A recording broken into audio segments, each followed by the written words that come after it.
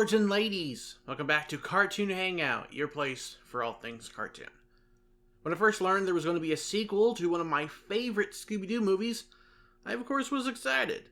Scooby-Doo on Zombie Island was a great movie, one with a much darker tone than normally depicted in the franchise, and is a type of tone that I would love to see return.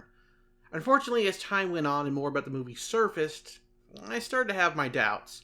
From the shift in art style and tone to how the gang have been written in the last couple of movies, it seemed like this was going to turn out to be one of those be careful what you wish for moments. And in a way, yes, that's exactly what Return to Zombie Island is, on top of being completely unnecessary. If you completely ignore that Zombie Island exists, it's not a bad movie.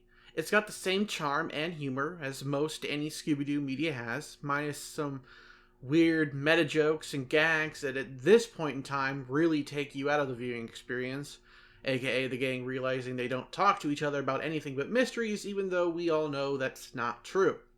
But here's the rub. Zombie Island does exist, and this movie, while definitely not as offensive as some more recent entries into fan-beloved franchises, doesn't do right by the original in my opinion. The plot sees the gang return to Moonscar Island as part of a scheme to get them to be in a movie based on the events on Velma's blog. Yes, she has a blog. The issue is she views the events of Scooby-Doo on Zombie Island as unsolved, on account of her most recent characterization being to completely disregard any and all things supernatural, even if it happens directly to her. Now, while I understand Velma is and will always be the voice of reason and science, I think it's idiotic to do a sequel to a movie where something truly spooky went on, and then have her dismiss it as actually happening. She even does this in the previous film. And if this is going to be how they write her in all films, then please, Warner Brothers, do not release another sequel to a previous Scooby film where supernatural stuff actually happens. Thank you. I also found it odd that they dumped the style and tone of the original film for the current direct-to-video look. I guess since this movie is far less spooky than the original, it wouldn't have made sense to do that, but that's kind of my point. Why make a sequel to a movie that legit was scary at times, but then go in the opposite direction?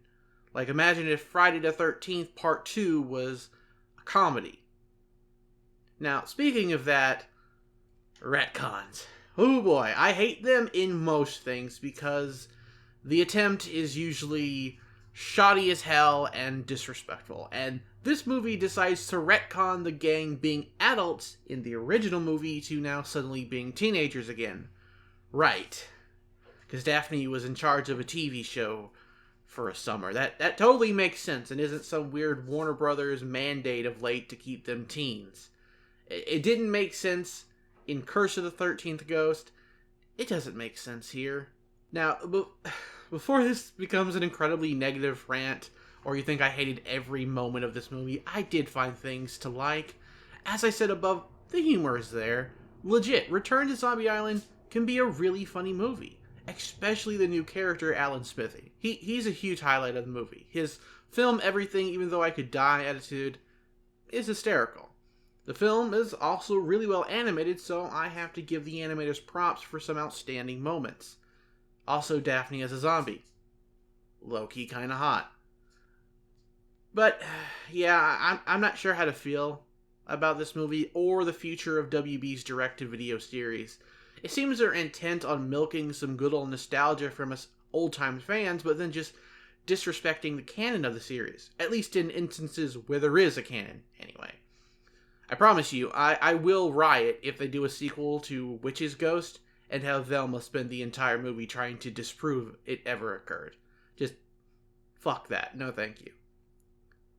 In conclusion, if you've never seen Scooby-Doo on Zombie Island or are good at pretending things don't exist in order for you to enjoy something, Return to Zombie Island, it's not half bad. It's got just enough comedy and spooks to help you celebrate Halloween night the right way. Sadly, if you're a longtime fan like me, you'll maybe be turned off by some inclusions, or in this case, attempts to exclude elements from the first direct-to-video Scooby-Doo movie where the monsters are real. And if this is a sign to come of the next few movies, well, count me out. And that is it for me. I hope you enjoyed this one-off review of Scooby-Doo Return to the Zombie Island. I know it was probably a bit too bitter for your liking, and I probably forgot to talk about some things, but we can always discuss that in the comments or something. For now, I'll leave you with this fantastic, if somewhat lewd, fan art of this redrawing of a frame from Scooby-Doo and Guess Who that swaps the roles of Daphne with Velma. I would love to see this. Thanks for watching, and goodbye.